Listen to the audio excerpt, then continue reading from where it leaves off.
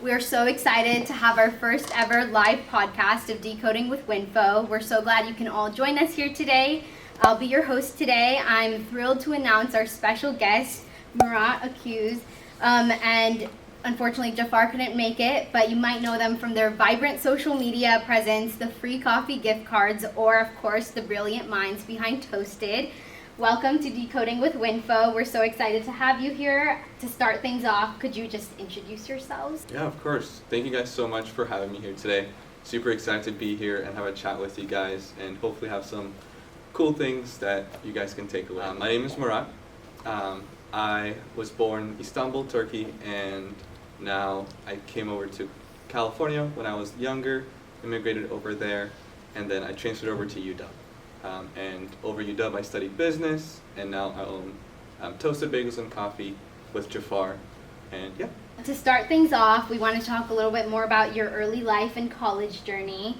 Where did you grow up? You mentioned Turkey, and how did your childhood shape your entrepreneurial mindset? Yeah, great question. So I was born in Istanbul, Turkey, to repeat myself again. Growing up there, it's a great experience. I lived like my first 10 years of life there, and the culture and everything there, we wanted to bring that to life at TOASTED, which I'll get into more later. We immigrated to California with a family of 5, and growing up in California was a pretty big culture shock. As you move countries, it's just completely new things, completely different people, completely different like religions that you get exposed to, and different ways of thinking, which was honestly a great experience. Just gave me a lot more to learn from. When I came to California, the way I would teach myself English was like by watching YouTube videos as a 10, 11-year-old. My brothers would also help me as well. And watching all these YouTube videos, mainly like video games, I also got into like, hey, what if I actually just record myself playing these video games with my butchered, like squeaky English voice, and also uploaded them. So when I first moved here a couple of years later, I started to just also record myself playing video games from like, I don't know, Minecraft back then to whatever it was a teenager would play. And I would just love to tell a story, keep people entertained, publish the video, and I did that for like 2 years. And luckily, just teaching myself how to entertain people and tell a story, and figuring out like SEO, like search engine optimization as a kid. Didn't even know what that was. I kind of luckily just fell into it.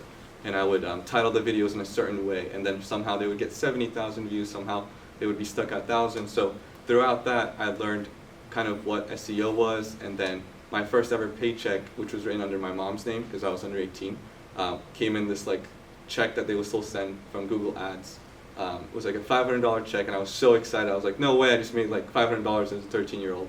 And I just like bought a new microphone, tried to upgrade the little laptop that I had, and I kind of grew out of it from playing video games. So throughout high school, I would do stuff about like financial literacy, whatever I was interested in, basically just record myself and try to teach people what I learned, even though I didn't know much.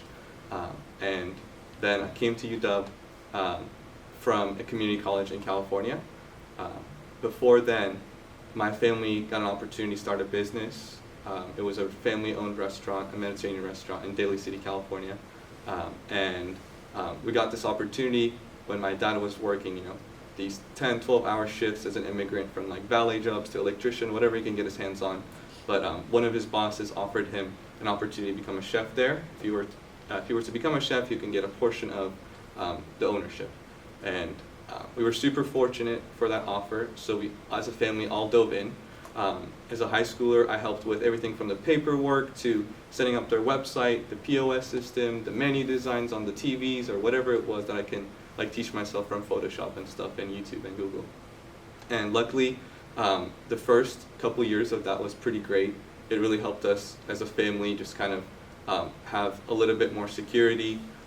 We were kind of just more comfortable living here, and after that, I was kind of like done with the restaurant industry. It was like 4 years of me working there full time. It was like, Dad, I cannot do this any longer. I don't want to work at a restaurant for the rest of my life. So I was like, I got to get out of like California. And UW was the first, but the only college outside of California that I applied to.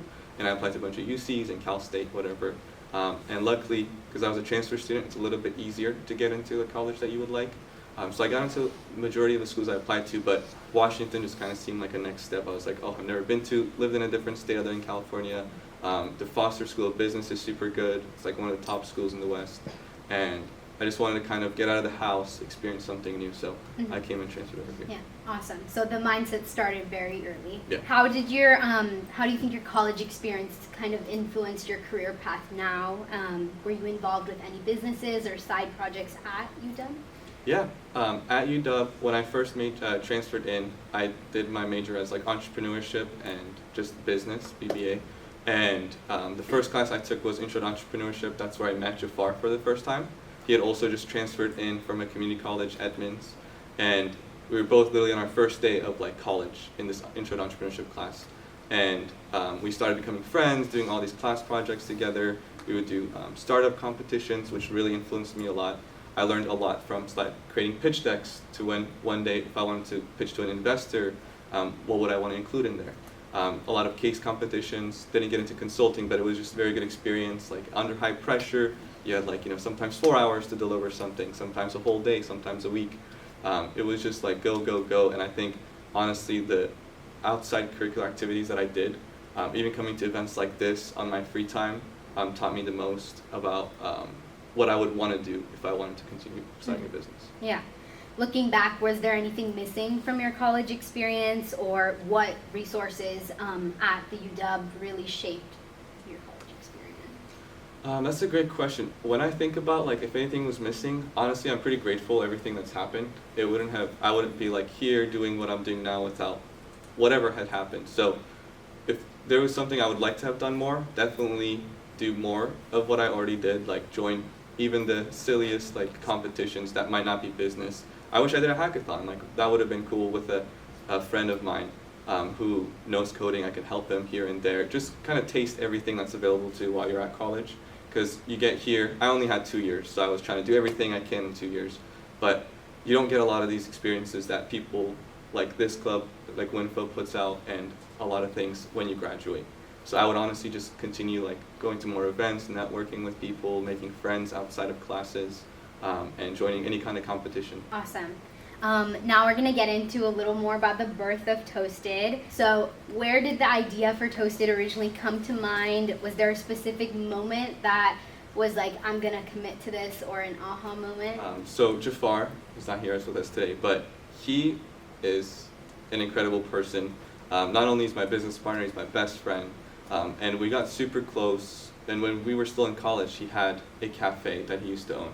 He opened his first cafe at 17 from taking out like bank loans to investment from his own family. Very little bit, by the way. Back then, like in 2018, 2019, you can go to a bank and like have literally like a Google Doc of like your business plan, and they most likely going to give you money. So he opened Cafe Clio in Linwood, which is a bubble tea and ice cream shop, and he ran that for a few years. COVID hit, so it was kind of struggling. He really wanted to experiment with something new, and while we were in college, our senior year, he would always mention to me like, bro, I want something on our home base, like somewhere on the Ave, somewhere near UW, a cafe or like a coffee shop, whatever it is. It could even been pizza, for God's sake. Whatever it was, he's like, let's just do it. When he was pitching me these ideas, I was like, dude, this all sounds great. Like, I'll help you with whatever you need. Just let me know. We lived right next door to each other. We got apartments. So when he was coming up with like a lot of the ideas for Toasted, I would be in the background like, okay, let's do the logo this way, or like kind of the more like marketing design side of things. And we toured to the lease, the building in 50th and 40th, where our first location is, together. He's like, oh, what do you think? I like, oh, this is all awesome. Keep in mind, we're like not doing this together officially, but I'm just there to support as a friend. And he started doing it. I would help him with whatever he needed. And a couple months in, he was running into a lot of these roadblocks. He was running out of money because we got broken into 4 times. We weren't even open. There was a lot of issues with city permitting and plumbing and electrical, and he was kind of just. Whenever I would hang out with him, he was always just constantly thinking about how to fix whatever was wrong that was going on. And over time, it got a little bit too much.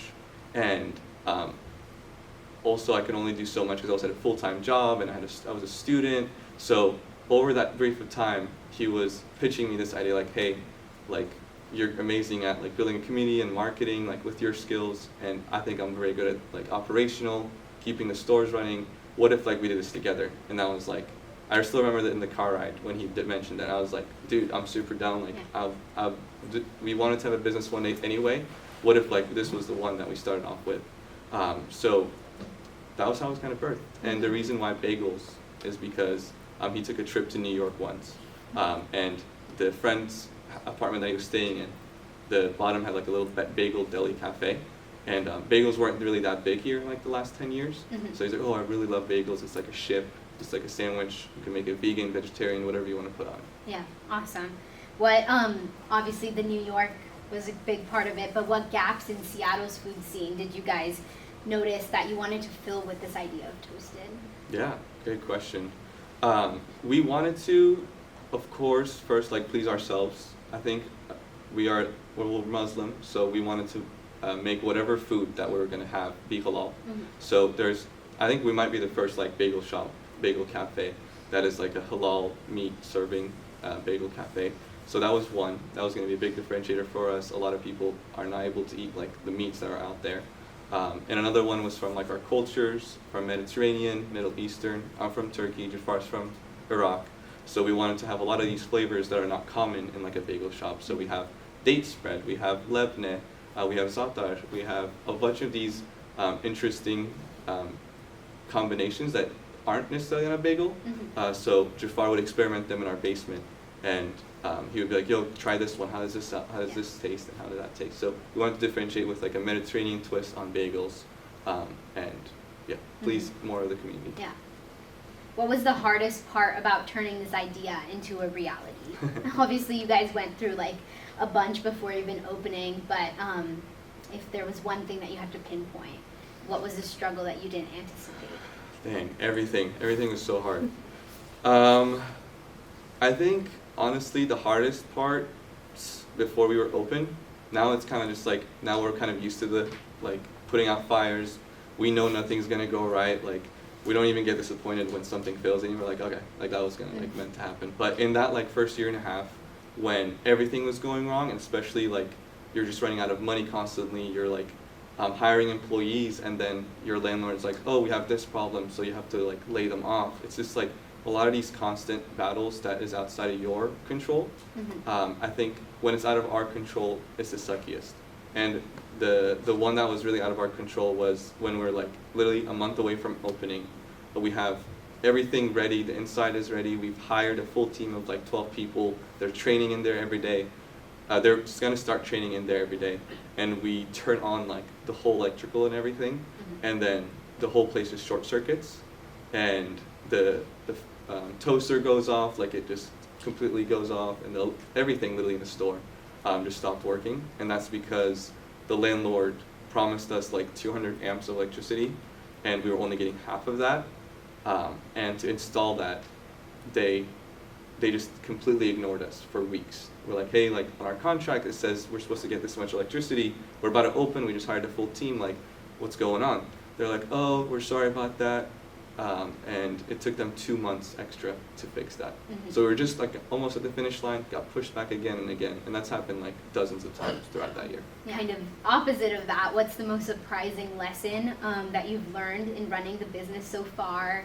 Obviously the challenges are a fun surprise, but what's a surprising lesson that you've learned? You guys might have heard this a lot, like if you build, like people will come. That is true. But I think what really helped us was that, like, using social media to our advantage. Since I had some experience with social media beforehand, with whatever I was doing with my own social media, to my family's, to a startup that I used to work for, I think we like came to realize very quickly that like if we just share our story, our struggles and our failures, and just tell a story to people, like people will resonate.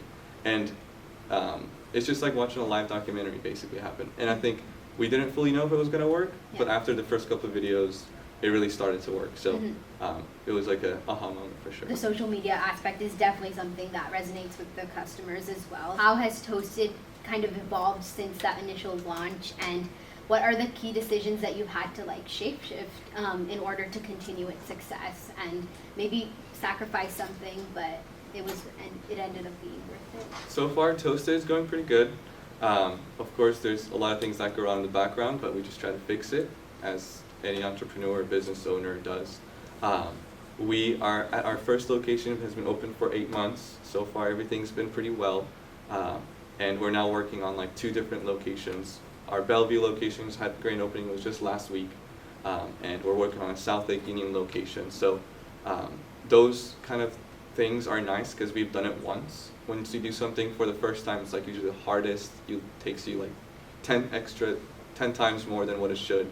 And what's been nice is that the second and third ones, we've learned so much, but still there's like new things that pop up that would never pop up in our first location. Like Bellevue has different codes for some stuff. South Lake Union has different codes for some stuff. Pioneer Square, which we're actually just signed a few weeks ago, has crazy stuff that we never had to know. Like you had to submit, if you just want to sign on the window, you have to like go through like a month process, even if it's just a piece of paper. But yeah. Yeah, congrats on all your new locations opening. With like this rapid expansion, how do you manage the growth while still maintaining your original mission and values and vision? How do you kind of make sure that all those values are relayed within your staff? We know we want to grow fast, and how do we do that without breaking what's already working? And I think a lot of tech companies experience this, especially once they start to like turn on the ads and everything. And for us, it's honestly just listening, like listening on our social media, like listening to the comments. What are people saying in the comments? Even if we didn't make the video, if it was some influencer, if it was just a person just posting a video about themselves, what are they talking about? How the bagel tastes like, the vibes are in there. Why do they mention like a week? Why are they mentioning now this and they didn't mention it before? We're listening to our employees, how are they feeling? It's a lot on our employees as well, because our employees are amazing. We could not be like where we are today with our core people who started with us and are still with us today. And we have to constantly listen and check in on them. How are they feeling? Are they feeling overwhelmed? Do they need a break? Do they need a raise? Basically just always listening and just kind of taking the feedback and then applying it as soon as we can, without breaking what's already working. Yeah, for sure. I think the question we're all waiting for, where do you see Toasted in the next couple of years? Are there any exciting plans that you can tell us about right now?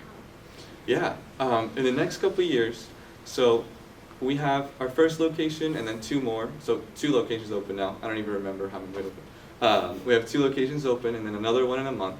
And then Pioneer Square hopefully sometime in spring. And we'll have 4 locations hopefully open. And what me and Jafar constantly talk about nowadays is because we're just like kind of worked ourselves to the bone. We're like working, 70, 80 hours sometimes and just constantly working and like fixing whatever is breaking. Well, after these 4 or 5 are open, we want to just kind of take a step back for a year and just make sure they're all caught up to speed. They're all like perfectly functioning. Everyone's happy, customers to employees, and just kind of take our time to just digest everything that we learned. And if we want to expand to a different state, if we want to expand to somewhere else other than Washington, then we would use that year to not only maintain and perfect everything here, but then go raise some money and things going forward. Awesome. We're super excited to see all of your successes in the near future. Now on to some advice for all of us. What advice would you give to students or young entrepreneurs looking to start their own business or their own venture or even start thinking like an entrepreneur? I just graduated 2 years ago, right? So I'm still learning.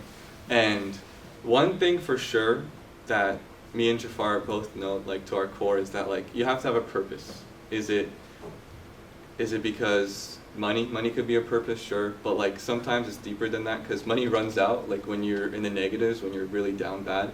You're like, oh, maybe you don't want to do this anymore. And I hear a lot like being your own boss, like a lot of people want to be like managers and want to like be their own boss and things like that. But in reality, you want to truly know what is the reason you're starting this. If it's money and like being your own boss, which are like valid reasons, but they should not be the only, because I'm sure like I'm my own boss. If I don't show up on a Monday to the office, like no one's gonna get mad at me. No one's like kind of on top of me. But once you're your own boss, you're truly like, you have like hundreds of bosses now. All of my employees are my boss. The vendors, our social media comments could sometimes be my boss.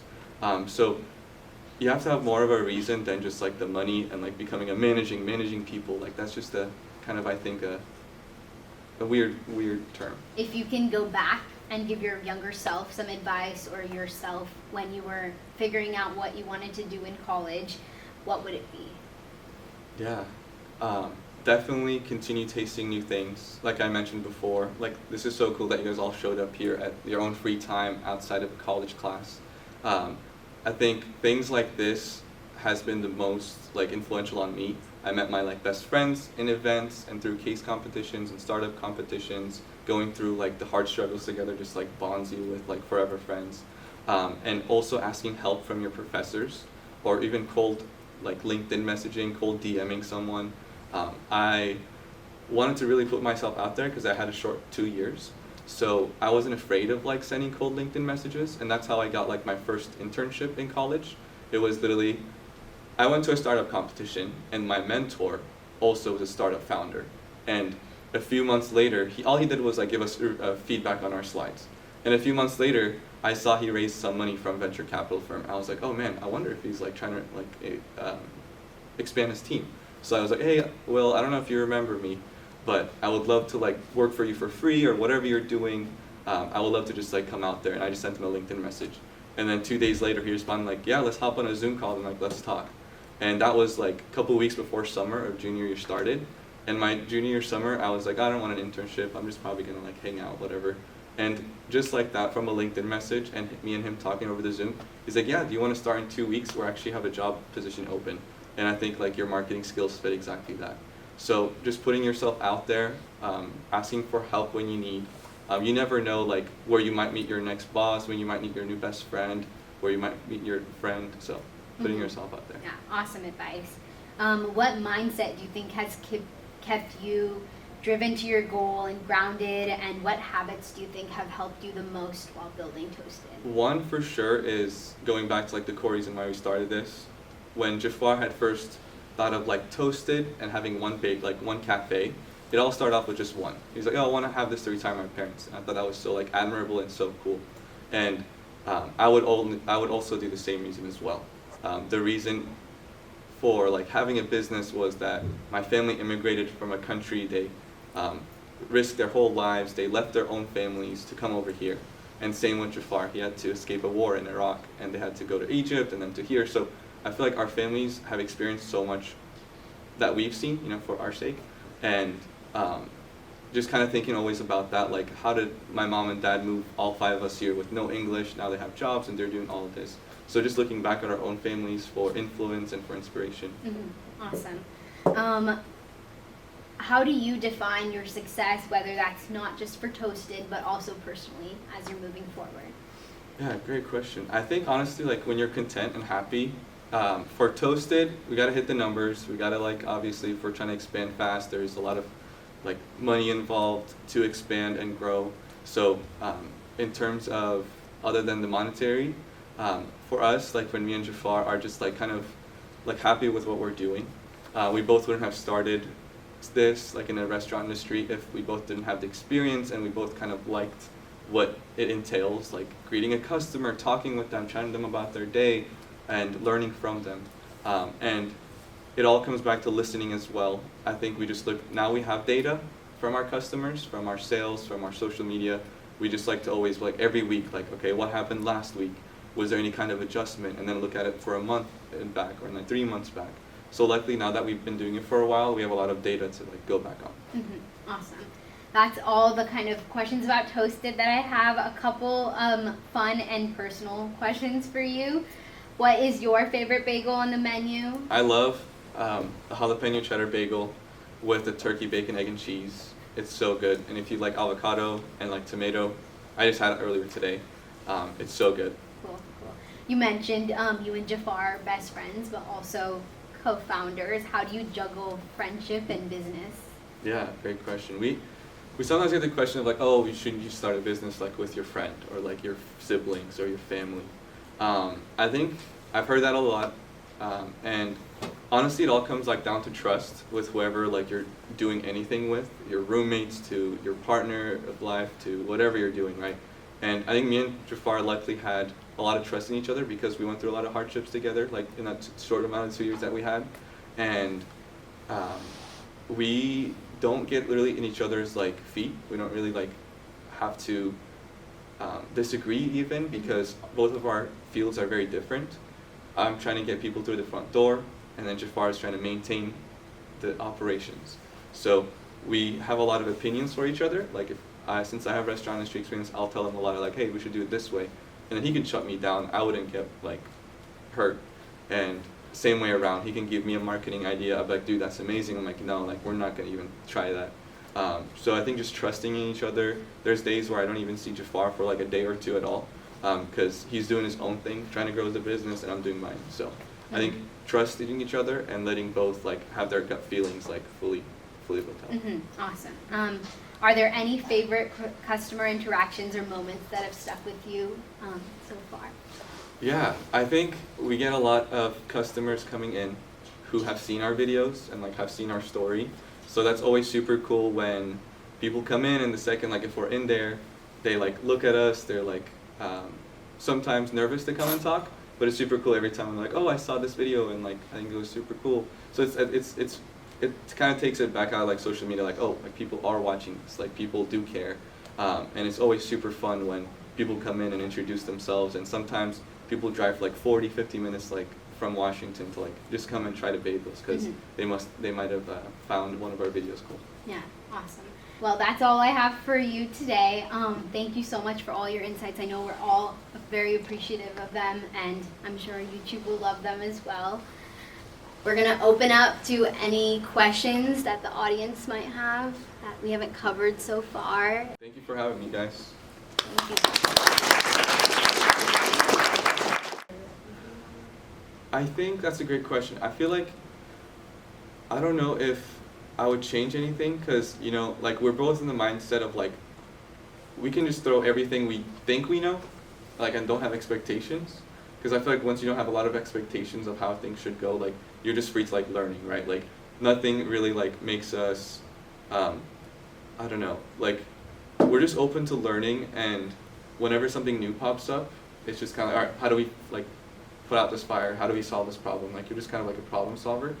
And I wouldn't do anything differently, other than definitely just like, if I had the resources to like just make more marketing videos and more, just do more of what we're already doing. And I think the way to do that is just continue to grow. So honestly, I don't think I would like change much. Yeah. I was wondering what your goal was in 5 years, in 10 years, if you still see yourself with Toasted or anything else. Yeah. Our goal is to take a little chill pill after this year, after growing in like Washington. And the goalpost has always moved from day one. At first it was just going to be one bagel shop, and then as I was being brought on, it came to like 2, and then 3, and then 4. They were like, how big can we make this thing in Seattle? And we still talk about it pretty often. Sometimes we're like so burnt out, we're like, man, this is like, why are we doing this? Like, why are we continuing to grow? Maybe we should just like chill a little bit. And some days we're like, we need to do this. Like, it's just basically like on and off. But I think in 5 years, we would love to expand like in a different state. That'd be like, I think we think about like Arizona or California, somewhere where a lot of the things that we do as a restaurant is easier. Like permitting is easier. A lot of these states have like less regulations for, some are good regulations, rightfully so, but some are also over the top. And you don't have to like get delayed because of the city's fault. And in 10 years, I could see myself doing Toasted still, but at the same time, I would like to try something else. Hopefully if we've grown it big enough where it's like sustaining itself, and you know, I'm just like driving to all the shops, checking up on everybody, and I don't have to fully do everything myself. I think that would be amazing, because I love making videos, I love making content, so I would love to just be like a creative in a room with other creatives, and yeah, making cool videos, obviously. Thanks. What role did like mentoring and networking play in building your business? Great question. So we have a lot of mentors, not only like, since like my dad is one for us, his business partner is one, Jafar's family, like we have luckily just like our own families as one, and we have an investor who's an amazing mentor to us. He kind of just took a shot at us. He first lent us some money because we were like going broke from all the like break-ins and everything. We're like, dang, we just need like, you know, $10,000-$20,000 to get to the finish line. But then after that, as he saw like how much we went through and how we kind of just kept going and fixing whatever was going wrong, he wanted to invest in us. So he's a mentor, and me and Jafar, like on LinkedIn, we like to social listen a lot, like what other people post. So if we see like sometimes, like I think Jafar had a talk with one of the like C-suite people at Metropolitan, because one day what if we want to sell our bagels in there? We don't have a lot of mentors in the restaurant space other than like few. We like to kind of diversify like in different kind of industries as well. How do you cater to older individuals or maybe younger people? Yeah, that's a great question actually. That's something that we're facing right now but have been thinking about for a while. Because our home base is here, U District, UW, we were students here, so it's natural to tell that story and resonate with UW students. But you know, when you have a shop in different parts of Washington, Bellevue, there's not a lot of UW students there. And in South Lake Union, it's a lot of like office workers as well, same with Bellevue. And Pioneer Square is a lot of tourists. So as we try to brainstorm for things like that, honestly, it's a lot of just continuing to tell the story, just in different shapes and forms. And also like what we include in the videos. In the beginning, the first couple months, I would make the frame, the first couple seconds, like on purpose, like the W sign, or this is a library, or us in our cap and gowns, so I can just slow down the scroll of UW students. And now that we're in Bellevue, I like to show like very well-known places of Bellevue, like Bellevue Square and like whatever it is, and then tie to Toasted. And once we're in South Lake Union, the Lake Union, the water by there, and the one day the planes that take out of there. So basically like catering, since we're not like you can't order our bagels in New York, I don't really care if people in New York see it at the moment. It's cool if they do, it's cool if they engage, but just slowing down the scroll on social media by showing relevant places in the first couple of seconds so that people continue watching. But yeah. How did you like self-motivate, and like where were the markers of your success that like made you think like, oh, this is working? Yeah, definitely a constant battle with our, like just me and Jafar, like motivating each other, like weeks of him being like bummed about something and I'm like, oh, we got this, and then, you know, switching back and forth. I think the traction from social media, and honestly, like we were at a point where like we signed up for a lot of risk. There is just like no other way. Like we will literally just say that for him, like, dude, there is no other way. Like we cannot not open, we cannot not sell it, we cannot not make this a success. Because at one point it became more than just like a dream for our like families. It became like, this is real. You're in a 10-year contract in these leases. You're, you know, hiring people. Their families are at risk if we don't bring in that money. Just more than just us now. And it is definitely stressful at times. But honestly, just like thinking back to all the struggles that other people go through, like it's just having a little bit of empathy about other people too. Like if this other business next to me does it, like why can't we do it? It's a lot of like self-motivation, like listening to other business owners, like on podcasts, and coming to events and like hearing their story, and seeing like just through other people, like living through other people as well. How do you guys navigate reaching out to existing people who have these social media platforms? Do you have like a dream collaborator in mind? Great question. We have like, in the first 2 months, we collaborated with like a lot of food influencers in Seattle specifically. And the way I would reach out to them was also like a cold DM message. I would just record myself in the Instagram DMs, be like, hey, like, I'm one of the owners here, I would love to invite you and like host you. And luckily like majority of them responded and they would come in. And it was cool campaign because a lot of the influencers had a different demographic than us. Like a lot of halal foodies and a lot of like Asian foodies, a lot of all kinds of like foodies that we never tapped into before. And we would just offer them free bagels, free like $100 worth of food if they came in with their friends. And all they had to do was like make a fun clip, a fun video of them introducing our bagels to the city. So there's that, like tapping into other niches. I dream collab. I don't know if I have a dream collab, but it would probably want to be with like another business, like in the same field, someone who like resonates with it. Doesn't have to be a food one. It could be like a gym, or it could be, I don't know, something like someone that, or a company that's already really into social media. I would love their help with like coming up with ideas and being in the same room with them. I feel like I open up Instagram every day and there's like a new video from Toasted like every single day. So like how do you come up with those ideas? Yeah, I had a lot of time to think when like Toasted wasn't open. So like I had this Notion sheet of like all these ideas, like 99% of them still never did it. Like, and the way I come up with them, honestly, like I'm sure you guys are familiar with just like, you know, scrolling through the For You page. And when I would do that, I would just be like, see a different company or just a creator do something about a specific thing. Like for example, if a tech company was promoting their new app, like, okay, that's a cool way that they did it. How can we do that with bagels? So not only like doing it with like restaurants, because I think a lot of restaurants are still kind of slowly getting into social media. It's a lot of like food pictures and food videos, so I don't want to copy that. And I would love to just like draw inspiration from literally just scrolling like for a long time. Sometimes, honestly, the best ideas come to me when I'm like not on my phone as well. If I'm just taking a walk, if I'm looking at some like random thing, whatever it is, I try to think like, what would I like to watch? And like I would like and share with my friends. And just honestly, just going through a lot of inspirational accounts as well. Why Toasted? Why the name Toasted? Great question. It honestly made sense because like Toasted Bagels, and Toasted has like a period at the end. That's because Toasted was trademarked. So like us and our lawyers, or how can we still get that without like, you know? So he's like, oh, they don't have a period one. Like you can do Toasted LLC. So the period now like lives forever, and it kind of looks nice, I think, like as branding. And we try to include it like in other things in our website and stuff like that. And it's like a, what was it, TOASTED? Okay, it's like seven letters. It's easy to say. I think it'll be recognizable as we grow. Mm-hmm, for sure. Awesome.